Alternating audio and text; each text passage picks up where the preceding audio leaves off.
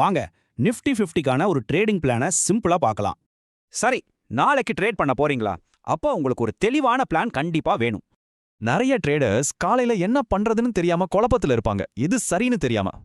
யோசிச்சு ட்ரேட் பண்றதுக்கும் ஒரு பிளானோட ட்ரேட் பண்றதுக்கும் இதுதான் வித்தியாசம். சோ அந்த தெளிவை எப்படி வரும்? வெறும் ரெண்டே ரெண்டு நம்பர்ஸை தெரிஞ்சுக்கிட்டா போதும். முதல்ல இந்த நம்பரை நோட் பண்ணிக்கோங்க. இதுதான் உங்க அப்பர் பவுண்டரி லைன். அடுத்தது இந்த நம்பர், இதுதான் உங்க லோயர் பவுண்டரி லைன். மார்க்கெட் இந்த ரெண்டு நம்பர்ஸ்க்கும் நடுவுல இருந்தா அது நோ ட்ரேட் ஜோன். அங்க எந்த ஆக்ஷனும் எடுக்காதீங்க. சரி, இப்போ நம்ம ட்ரேடிங் பிளானை பார்க்கலாம். சிம்பிளா 3 ரூல்ஸ் தான்.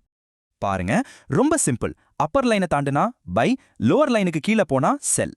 சரி, இப்போ ஆக்ஷன் எடுத்தாச்சு. அடுத்து நம்ம டார்கெட் என்னவா இருக்கணும்? நீங்க பை பண்ணீங்கன்னா இதுதான் உங்க ஃபர்ஸ்ட் டார்கெட். செல் பண்ணீங்கன்னா இதோ உங்க டார்கெட். ஞாபகம் வச்சுக்கோங்க, இது ஃபர்ஸ்ட் டார்கெட் மட்டும்தான். இன்னும் பெரிய டார்கெட்ஸ் பத்தி தெரிஞ்சுக்க மூலத்தை பாருங்க. மொத்தத்துல இதுதான் எபிக் டெக் ஸ்கில்ஸ் சொல்ல லெவல்ஸ். இதை கரெக்டா ஃபாலோ பண்ணுங்க.